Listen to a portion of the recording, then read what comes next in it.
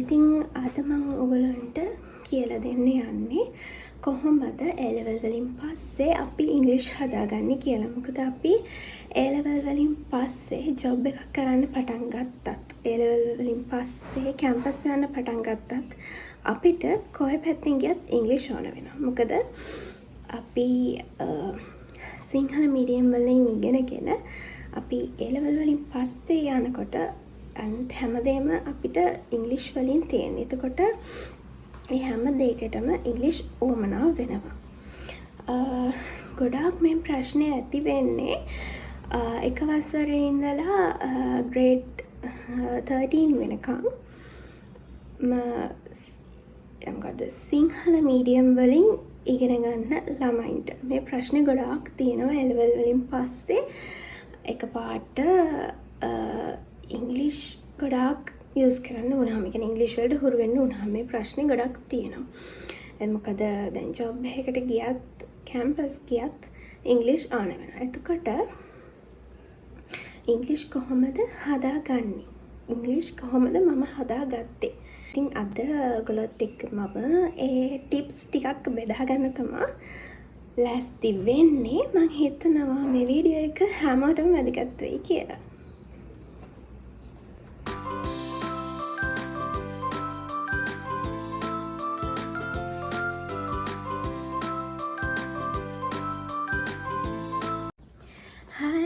කොහොමද ඉතින් ඔයාලට? ඔන්න ඉතින් අද මම ඔයගොල්ලොත් එක්ක බෙදා ගන්න යන්නේ කොහොමද මම A-level වලින් පස්සේ මගේ ඉංග්‍රීසි හදාගත්තේ කියලා. දැන් මම ගැන විස්තරයක් කිව්වොත් මම හේෂා ගුණතිලක. මම මේ වෙනකොට ශ්‍රී ජයවර්ධනපුර විශ්වවිද්‍යාලයේ Applied Science Faculty එකේ third year student කෙනෙක්. මම හදාරන්නේ microbiology, zoology and chemistry.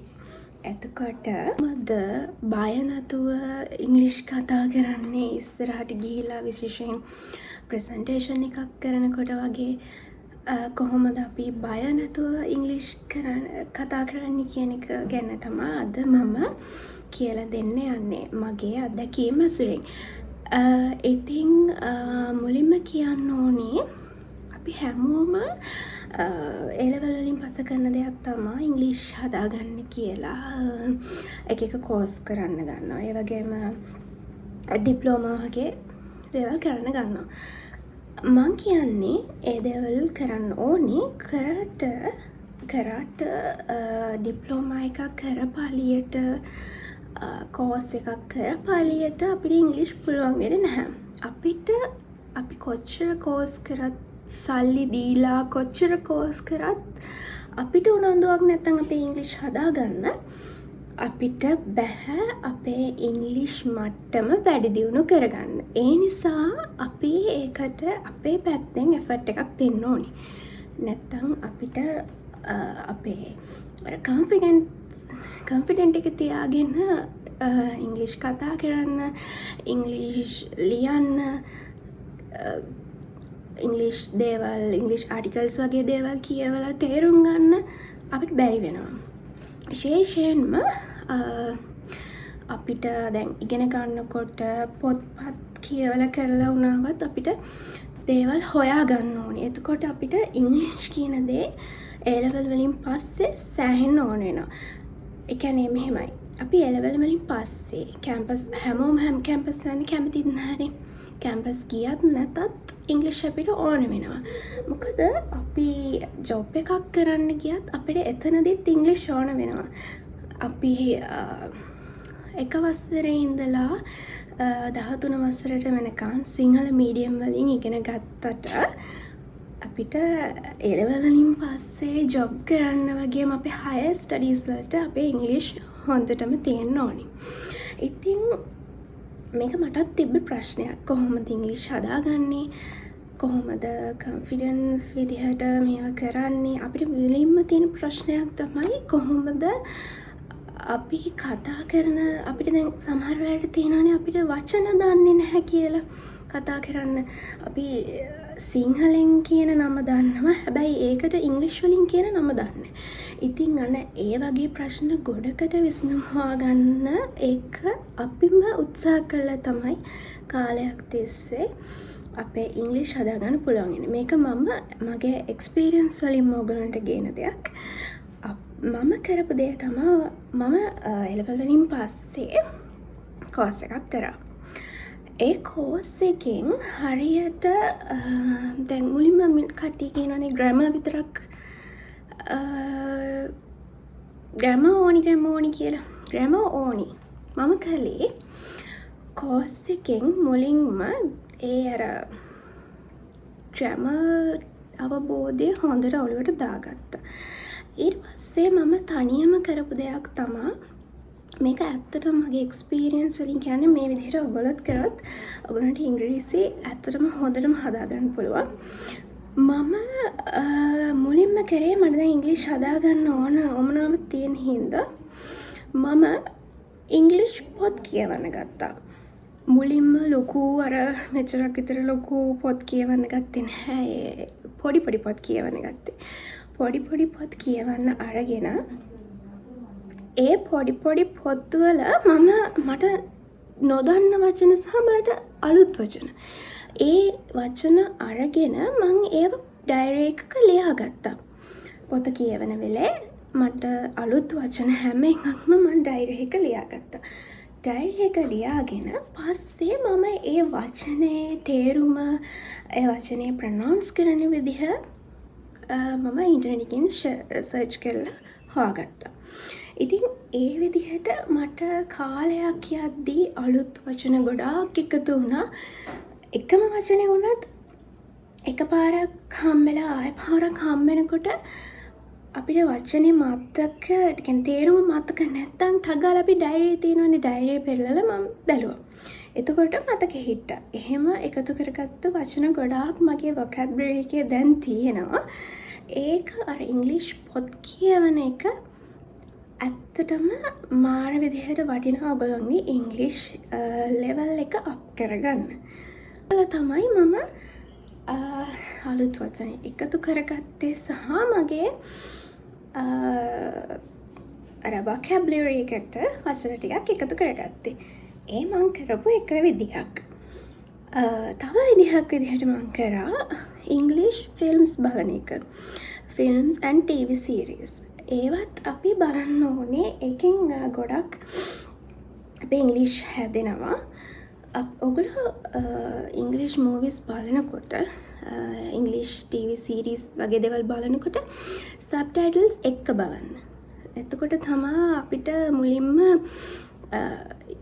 ඉංග්‍රීසි හදාගන්න අර මුල්ම අවදී ඉන්නකොට සබ්ටයිටල්ස් එක්ක බලනකොට අපිට ඒ වචනේ පේනවා, වචනේ ඇහෙනවා. ඒකෙන් අපිට පුළුවන් ටිකින් ටික අපේ ඉංග්‍රීසි ඉම්ප්‍රූව් කරගන්න. මුලින්ම මම බලනකොට වුණාවත් අර ගොඩක් මට තේරෙන්නේ නැහැ අමාරු වචන, බර වචන. නමුත් පස්සේ ඒකට හුරු වුණාම අපිට මම අත්දැකීමෙන් කියන්නේ සබ්ටයිටල්ස් බලන්න ඕනෙත් නැහැ. අපිට තේරෙන්න ගන්නවා. ඒ කියන විදිහ වුණාවත් තේරෙන්න ගන්නවා. ඒක මාරම හොඳ ක්‍රමයක් තමන්ගේ ඉංග්‍රීසි දියුණු කරගන්න ඉංග්‍රීසි ෆිල්ම්ස් බලන එක. එතකොට තුන්වෙනි ක්‍රමය තමයි අපි ඉංග්‍රීසි දැන් මේ විදිහට vocabulary එකතු කරගත්තා.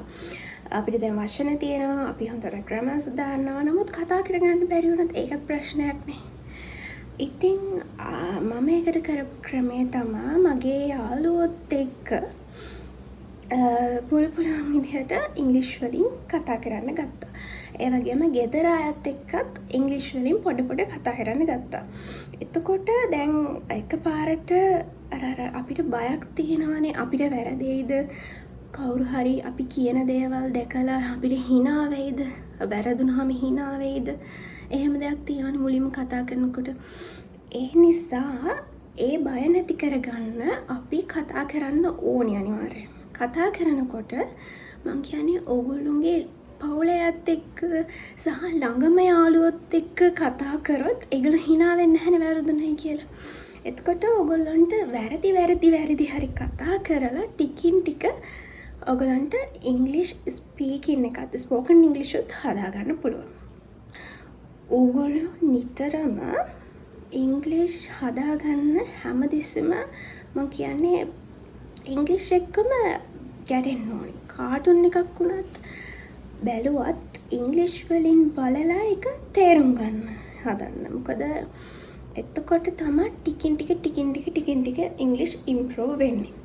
මොකද මම එක අත්දැකීමෙන් කියන්නේ මම A level ඉවර වුණු කාලේ ඉඳලම වගේම ඔය විදිහට ඉංග්ලිෂ් පොත් කියවන්න ගත්තා, ඉංග්ලිෂ් මූවිස් බලන්න ගත්තා, ඉංග්ලිෂ් ටෙලිඩ්‍රාමාස් බලන්න ගත්තා, යාළුවොත් එක්ක ඉංග්ලිෂ් කතා කරා, ගෙදරත් එක්ක ඉංග්ලිෂ් කතා කරා.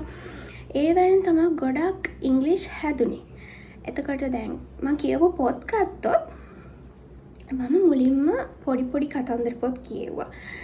ඒ කතන්දර පොත් කියවුවට පස්සේ මම හැරි පොටර් පොත් කියෙව්වා ඉංග්ලිෂ් වල පොත් ටික.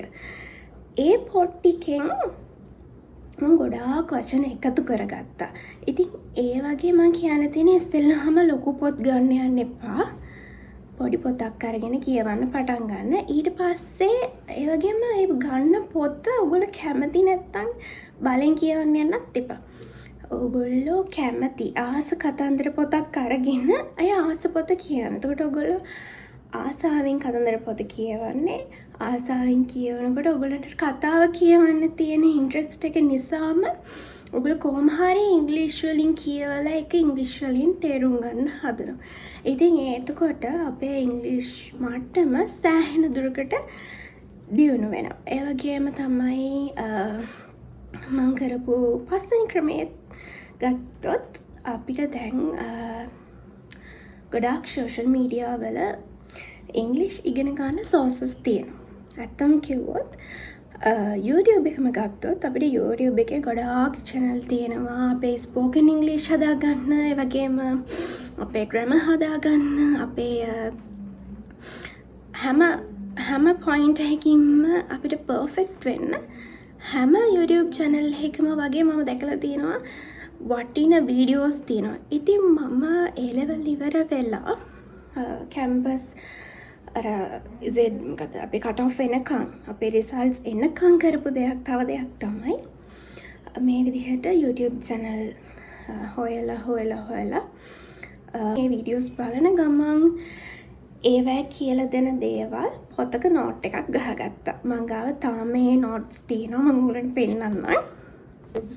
බලලා YouTube channel වල ඒ පාඩම් බලලා හදාගත්ත නෝට්ස් තියෙන පොතක්. මේ බලන්න මම ඇත්තටම ඒ නෝට්ස් හරිම ආසාවෙන් පිළිවෙලට ලියාගත්තා. ඒ නෝට්ස් මම තාම තියාගෙන ඉන්නේ. ඒක මාර විදියට වටිනවා. ඒ නෝට්ස් ටික මම එකතු කරගත්තා. කතා කරනකොට ගොඩාක් වැදගත් වෙන දෙයක් තමයි මම දැන් කියන්න හදන්නේ. මේ 6 වෙනි ටිප් එක. එතකොට මම කියන්න හදන්නේ අපි දැන් ගොඩක් අය අහනවානේ අපි සිංහලෙන් හිතන දේ ඉංග්‍රීසි වලින් කියන්නේ කොහොමද කියලා. ඒක ගොඩක් අයට තියෙන ප්‍රශ්නයක්. ගොඩක් අයට සිංහලෙන් හිතනවා කියන්න ඕන දේ හැබැයි ඒක ඉංග්‍රීසි වලින් කියාගන්න බෑ. ඒකට කරන්න පුළුවන් හොඳම දේ තමයි ඉස්සෙල්ලාම ඕගොල්ලෝ ඒ හිතන දේ අපි දැන් කියන්න හදන දේ සිංහලෙන් හිතන්න එපා. ඒක ඔයගොල්ලෝ ඉංග්‍රීසි වලින්ම හිතන්න පුරුදු වෙන්න. ඒක එකපාරට කරන්න බෑ. එකපාරට කරන්න අමාරුයි. අපි ඒ වුණාට අපි සිංහලෙන් කියන්න හදන දේ සිංහලෙන් හිතලා ඉංග්‍රීසි වලට කන්වර්ට් කරගන්න ගියොත් ඒකට ටික වෙලාවක් යනවා. ඒ නිසා තමයි අපිට කතා කරනකොට ඉංග්‍රීසි එක දිගට කතා කරගන්න බැරි වෙන්නේ. මම කියන්නේ මගේ මේ අත්දැකීම එක මම කරපු දෙයක් තමයි මම කියන්න ඕන දේ මම හිතුවේ ඉංග්‍රීසි වලින්මයි. ඉංග්‍රීසි වලින්ම හිතලා කියන්න හදනකොට ඒක පර්ෆෙක්ට් විදිහට අපිට කියන්න පුළුවන්. ඒක තමයි ඉංග්‍රීසි කතා කරනකොට තියෙන ට්‍රික්ස් එක. එතකොට අපි මුලින්ම ඉංග්‍රීසි වලින් හිතන්න ඕනි සිංහලෙන් හිතන්න නැතුව අපි කියන්න යන දේ. ඒක අනිවාර්යයෙන්ම මම ඔයගොල්ලොන්ට කියන්න හිටපු දෙයක් මට හොඳට ඒක මතක් වුණේ වීඩියෝ එකේදී කියන්න. මම ඉස්සෙල්ලා කිව්වනේ ඉංග්‍රීසි කතා කරන්න, පවුලේ අයත් එක්ක කතා කරන්න, යාළුවොත් එක්ක කතා කරන්න කියලා. එහෙම හොයාගන්නකොට දැන් පවුලේ අයත් එක්ක කතා කරද්දි පවුලේ නම් hina වෙන්නේ නැහනේ. හැබැයි යාළුවොත් එක්ක කතා කරද්දි අන්න හොඳ යාළුවෙක් හොයාගන්න. ඒ කියන්නේ වරද්ද කිව්වහම hina වෙන්නේ නැති ඒ වරද්ද ලස්සනට හදලා දෙන යාළුවෙක් හොයාගන්න. මොකද ඔයා කියන මොකක් හරි වැරදිලා කවුරු හරි ඔයාට විහිළු කරන්න ගත්තොත් ඊට පස්සේ ඔයා ආයිමත් ඉංග්‍රීසි කතා කරන්නේ නැතුව ඉන්න තීරණය කරනවා ලැජ්ජ හින්දා. ඒ නිසා එහෙම නැතුව අර ළඟම ඉන්න හොඳම යාළුවෙක්ව තෝරගන්න. ඔයගොල්ලන්ගේ ඉංග්‍රීසි ටික හදාගන්න වැරදි වෙද්දි හරි කතා කරන්න. ඒකෙන් ගොඩාක් ඉම්ප්‍රූව් වෙනවා ඔයගොල්ලන්ගේ ඉංග්‍රීසි. මම එක්ස්පීරියන්ස් එකෙන් කියන්නේ. ඉතින් ඒ ටිප්ස් ටික තමයි මට ඔයගොල්ලන්ට දැනට කියන්න තියෙන්නේ. මම දැනට වුණාවත් පොත් කියවනවා, ඉංග්‍රීසි පොත් කියවනවා, ඉංග්‍රීසි ෆිල්ම්ස් බලනවා. මම දැනට වුණාවත් තවමත් වචන එකතු කරනවා. එතකොට අපිට අලුත් වචන හැමදාම දවසට එකක් හරි අඩුම තරමේ හම්බ වෙනවා. එකට වඩා හම්බ වෙනවා. ඒ නිසා අනිවාර්යෙන්ම ඒර පටන් ගන්න මේ එක දිගටම කරගෙන යන්න. මම ඉතින් ආයිමත් කෙටියෙන් කියනවා ඉංග්‍රීසි හදාගන්න ටිප්ස් ටික, ඉංග්‍රීසි පොත් කියවන්න, ඉංග්‍රීසි ෆිල්ම්ස් බලන්න, ඉංග්‍රීසි කතා කරන්න කොහොම හරි හිමින් ඊළඟට YouTube එකේ කියන්නේ ඔයගොල්ලන්ට ඉගෙන ගන්න තියෙන සෝස් ප්‍රයෝජනෙට ගන්න. YouTube එකේ විතරක් නෙමෙයි දැන් ඔයගොල්ලන්ට Instagram එකේ වුණාවත් ඉංග්‍රීසි ඉගෙන ගන්න shorts reels තියෙනවා. ඉතින් ඒවා ස්කිප් කරලා යන්න එපා. ඒවත් බලන්න. ඒවයිනොත් ගන්න දෙයක් තියෙනවා. ඒ නිසා ඒ වගේ channels බලන්න. එතකොට ඔයගොල්ලෝ දෙන effort එකේ තරමට ඔයගොල්ලන්ට ඉංග්‍රීසි හදාගන්න පුළුවන් වෙනවා. මේ කියන මම කියපු ක්‍රම ටික ඔයගොල්ලොත් කරලා බලන්න. මම හිතන්නේ ඔයගොල්ලන්ට අනිවාර්යෙන්ම මේ ටික හරියාවි. මොකද මම මේ හැම දෙයක්ම කියන්නේ මගේ අත්දැකීමෙන්. මම ස්ටෙප් බයි ස්ටෙප් මගේ ඉංග්‍රීසි හදාගත්ත විදිහ. ඉතින් ඒ හැම දෙයක්ම ඔයගොල්ලොත් එක්ක බෙදා ගන්න හේතුවා. මොකද මම හිතනවා කැම්පස් යන්න බලන් ඉන්න නංගිලා මල්ලිලා ඒ වගේම A level කරලා ජොබ් එකකට යන්න බලන් ඉන්න නංගිලා මල්ලිලා හැමෝටම ඉංග්‍රීසි කියන දේ වැදගත්. ඉතින් ඒ නිසා මම හිතනවා මේ වීඩියෝ එකෙන් ඔයගලන්ට යම් කිසි දැනුමක් ලැබෙන්නේ නැති කියලා කොහොමද ඔයගලන්ගේ ඉංග්‍රීසි ඉම්ප්‍රූව් කරගන්නේ කියලා. ඉතින් අනිවාර්යයෙන්ම මම කියපු ටිප්ස් ටික කරලා බලන්න. ආයි දවසක ඔයගලන්ට ස්ටඩීස් වලට වැදගත් වෙන දේවල් එක්ක හම් වෙනකන් ගිහින් එන්න. බයි.